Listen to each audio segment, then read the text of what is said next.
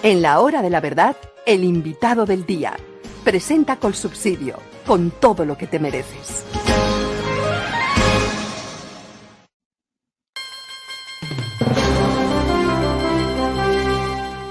Doctor Enrique Gómez Martínez, director nacional de Salvación Nacional. Muy buenos días. Doctor Fernando, muy buenos días. Un saludo a usted, al equipo y a toda la audiencia. ¿Cómo se encuentra? Pues bien y muy preocupado porque tenemos un sistema de salud que funciona, que es modelo y motivo de muchos elogios que nos llegan de muy distintas partes del mundo. Un sistema de salud prácticamente con cobertura total en el país y está en riesgo, pero está en riesgo con una reforma que no se conoce. ¿O usted la conoce en alguna medida, doctor Gómez Martínez? Adelante. Desde tal vez 2001, el segundo semestre, la CGT y algunas de las fundaciones poco representativas que controla Carolina Corcho venían tramitando o trasegando con un proyecto. Al final del día ella ha negado ese proyecto, ha dicho que ese no es el proyecto. El proyecto vuelve y circula unos días con unos cambios. En realidad, como usted lo dice, es una reforma secreta, no concertada y pues en este momento desconocida para prácticamente toda la cadena de valor del sistema de salud colombiano, incluidos los usuarios, pues obviamente que son los partícipes más importantes. Bueno, doctor Gómez Martínez, entonces, ¿qué va a pasar? Porque esta reforma se presenta ya, hablan del 6 de febrero y se acabó enero. Y entonces no se sabe qué se va a discutir, pero el doctor Petro la quiere discutir en las calles. ¿Eso qué es, doctor Gómez Martínez? ¿Cuándo en las calles, en una manifestación, entre gritos, entre aplausos que se dan los unos a los otros, monerías aquí, monerías allá, se puede discutir válidamente un proyecto que tiene tanta importancia para el país como el de la reforma a la salud? A mí, doctor Fernando, no me sorprende. No me sorprende porque la izquierda radical no se basa en desarrollar racionalmente sus funciones de gobierno, sino en estimular casi que sistemáticamente la emoción por encima de la razón y de la evidencia.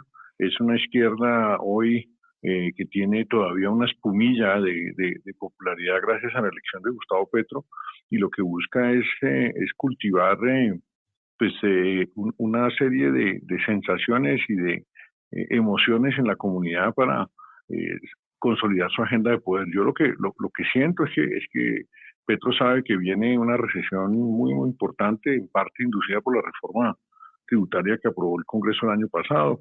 No ha hecho ni ha tomado medidas concretas contra la inflación. Se va a deteriorar el clima económico y pues se quiere dar el raponazo en varios frentes, digamos, de reforma institucional en donde Pacto Histórico y Petro lo que van a obtener son herramientas para consolidarse en el poder, no para satisfacer el bien común, ni mucho menos mejorar el sistema de salud o el sistema de pensiones, sino simplemente hacerse a recursos y capacidades legislativas que les permitan no solo asegurarse un triunfo en octubre de este año en las elecciones territoriales, sino mantenerse en el poder posiblemente de manera perpetua del 2026 en adelante. Entonces, por eso tiene lógica la convocatoria. La convocatoria es intimidemos al Congreso, intimidemos a la ciudadanía y con base en esa intimidación vamos a poner en marcha una estatización de la salud que es nefasta de donde venimos. 30 años después volvemos a un escenario de estatización donde impera la corrupción, el desprecio por los usuarios, la inoperancia del sistema,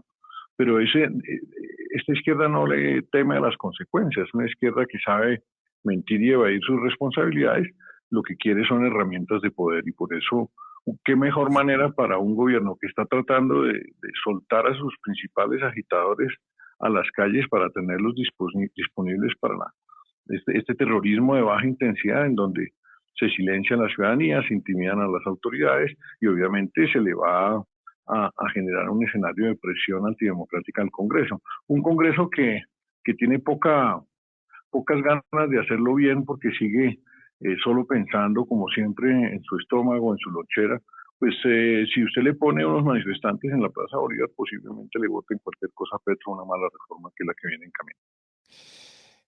Doctor Gómez, los organizadores de la marcha de protesta contra Petro, precisamente por estas reformas secretas, por una situación económica que es cada vez más delicada. En este momento, para febrero, la tasa de interés de Usura está en 45.72%. Eso es una locura, eso es como en los peores tiempos.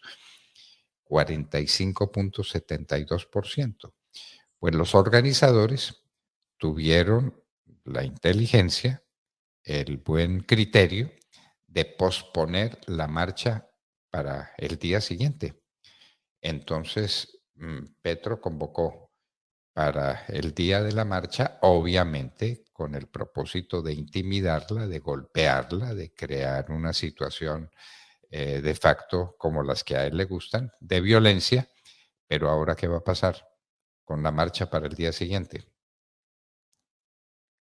Pues no sé, las condiciones para la convocatoria han sido un poco oscuras, no se ha masificado, pienso yo, la convocatoria, la insatisfacción de las personas y la angustia por estos paquetes de reformas y las mentiras con las que se están impulsando, las premisas falsas que se le presentan a la opinión, pues son muy claras. El poder de convocatoria que tiene la oposición en este momento yo lo veo reducido, pues hay que trabajar estos 15 días y convocar también para precisamente enviarle ese mensaje a una prensa y a una ciudadanía a la cual Petro quiere impresionar con sus tirapiedras de toda la vida, pues que hay ciudadanos preocupados que se oponen también y que si se trata de la expresión popular, pues yo creo que hay un pedazo grande del país también muy afanado por el deterioro económico, por el mal gobierno, que es evidente, que es casi que risible, y obviamente por este propósito de destrucción de nuestras instituciones. Entonces, pues habrá que seguir trabajando. Nosotros hoy espero radicar ante la delegada ante la Corte Suprema una denuncia penal contra la ministra Carolina Corcho Mejía, básicamente por prevaricato, por omisión y inducción al pánico económico o pánico económico, porque realmente esa es otra de las herramientas que está desplegándose en este momento, Fernando, para de alguna manera forzar la reforma integral que pretenden de la salud, que es el debilitamiento intencional financiero de las EPS que operan en Colombia, de aquí al corte de evaluación financiero que hará la superintendencia en julio. ¿Qué se hace? Pues se retrasa intencionalmente el pago de los ajustes de presupuestos máximos 2021-2022, se debilita significativamente la caja y el patrimonio de nuestras EPS, las de todos los colombianos, y después llega el profesor, el superintendente, a pasar el examen financiero de unos estados financieros que intencionalmente el gobierno ha deteriorado por incumplir con sus obligaciones de pago, y nos pueden estar tendiendo una gran cortina de humo con lo que se tramita en el Congreso, porque puede la superintendencia echarle mano a todas las EPS del país en un solo golpe.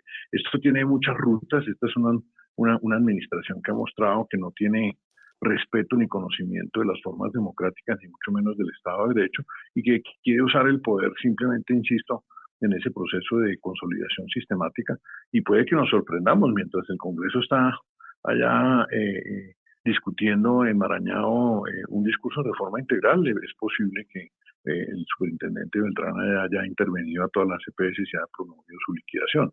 Es decir, todos esos escenarios están en el terreno, y invito a la ciudadanía a que tenga esto muy en cuenta porque pueden ser distractores, y evidentemente hay que resaltar y reclamarle a nuestros grandes operadores de prensa cómo le hacen de caja de resonancia sistemática a Petro con todas estas ideas, muchas de ellas risibles, ridículas, ilusorias, pero le permiten llenar el ancho de banda. Fíjese usted que toda Colombia está a la pata de Petro, como fue en la campaña presidencial. Eso es un método para copar la atención de la mediática de la prensa y del público, mientras por debajo otros operadores del mismo gobierno van avanzando en distintos sentidos. Lo hemos visto en el tema de paz total y ahora lo vamos a padecer posiblemente también salud, mientras en Paz Total se nos muestra lo que sucede en cárcel, resulta que en las cárceles del país se están negociando libertades compradas con los grandes grupos mafiosos del país y el país no lo estaba oyendo. Entonces, esto es la verdadera combinación de las formas de lucha y por eso, pues, sí debemos protestar, sí debemos explicarle a la opinión pública lo grave que son estas reformas y expresarle al Congreso pues que nos oponemos y que Petro no tiene evidentemente el mandato para hacerlo.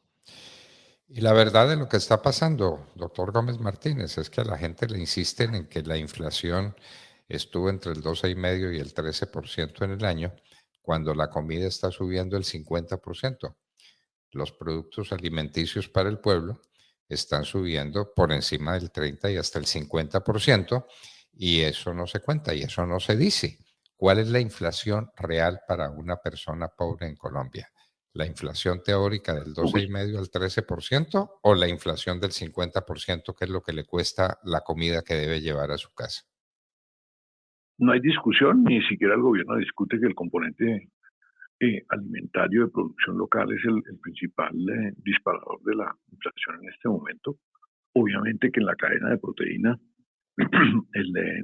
para efectos de la carne vacuna, de cerdo, de pollo, pues el componente de maíz forrajero importado es muy alto, de la soya, prácticamente importada en su totalidad al país, pues sí son componentes externos, pero son elementos que al final se integran como precios al productor local, el mismo problema que yo he venido discutiendo insistentemente, doctor Fernando, de tomar medidas y acciones dinámicas amplias de mercado para subsidiar el acceso a fertilizantes nitrogenados para alistar los suelos, que el campesino no siembra si piensa que va a perder. Y hoy día no existen el capital de trabajo en muchos productores agropecuarios para preparar los suelos porque los fertilizantes se han triplicado, en algunos casos cuadruplicado en ciertas formulaciones su costo. El gobierno hizo casi que una pantomima ridícula por parte de la ministra de Agricultura, habló de que iba a subsidiar 80.000 toneladas para los campesinos más pobres de Colombia, cuando a lo que a Colombia le interesa es que se produzcan localmente los alimentos que la ciudadanía quiere y puede y necesita consumir, y no 80.000 toneladas, pues es como quitarle un pelo a un gato. Para que se haga una idea, el proyectado normal de consumo de formulaciones de nitrógeno en Colombia son 2 millones de toneladas. Se necesitaba una acción interesante, importante, en el último ciclo de siembras en 2022. Hay un ciclo de siembras importante en marzo, nada está haciendo el gobierno para controlar esa inflación. Ya el gobierno no puede decir que es que la guerra en Ucrania, que los marcianos, que las tasas de interés de la Fed, no, la ausencia de gestión concreta en el territorio nacional en relación con ese componente alimentario es en realidad el motor de la inflación. Y obviamente, doctor Fernando, cosas que no se le cobran al gobierno y hay que cobrárselas, es evidentemente el ajuste del salario mínimo muy por encima del techo de inflación del año pasado y la insistencia en estos subsidios monetarios no condicionados que en últimas son emisión pura, que genera una presión altísima sobre el consumo en la medida en que los ciudadanos que reciben estos recursos de ingreso solidario pues no tienen ninguna contrapartida y toda esa plata, casi 2 billones de pesos mensuales que se pretende y se insiste en seguir entregando a muchos ciudadanos en el país, pues genera más presión en la demanda y todos esos factores que son los realmente determinantes en lo que vive, la carestía que vive el pueblo colombiano, pues son responsabilidad del actual gobierno. Bueno, esperemos qué pasa con la reforma a la salud y si nos hacen la trampita que usted denuncia, mientras el Congreso la discute. Por otro lado, atacan a las EPS, las quiebran y entonces eh, proponen ese argumento como el argumento definitivo para acabar con las EPS, que es lo que se propone, ¿no? En última, la reforma a la Primero salud las, consiste en eso. primero las quiebro, ¿cierto? Con acciones y omisiones positivas por parte del ministerio. Después digo, no sirven para nada, no tienen solvencia financiera, venga, las elimino por vía de decreto mientras hacemos esta reforma, pero en la eliminación a través de las facultades de inspección, vigilancia y control, el gobierno tomaría, que es el gran temor inicial, el control de la gran mayoría del parque de EPS que hoy día nos presta, coordina nuestras redes, controla los costos médicos y articula pues la garantía del ejercicio del derecho de salud en el país. Imagínese los politiqueros que rodean al presidente recibiendo las intervenciones o las liquidaciones de las EPS y esa robadera que el país ya conoció en épocas oscuras del gobierno de Juan Manuel Santos, con la destrucción de Saludcop y sus 7 millones de afiliados, pues se repetirían en este momento. El gobierno lo que quiere es echarle mano a la plata a las EPS mientras tramita con esos mismos recursos, soborna al Congreso para que se aprueben cualquier barbaridad de reforma integral a la salud. Creo que ese es el plan, una medida de inspección, vigilancia y control agresiva, deterioro financiero inducido por el ministerio y obviamente con esos mismos elementos, con esas mismas EPS en intervención o en liquidación, sobornar a un Congreso pues que ha demostrado que no es una garantía para el bienestar de los ciudadanos y la defensa de la democracia. Doctor Enrique Gómez Martínez, muchísimas gracias por estar con nosotros en la hora de la verdad. Hasta muy pronto y vamos a ver si se cumplen sus presagios funestos sobre lo que va a ser esta reforma a la salud y sobre la manera como la va a imponer por la fuerza el gobierno del señor Gustavo Petro. Muchísimas gracias, doctor Gómez Martínez. Seguimos luchando, doctor Fernando.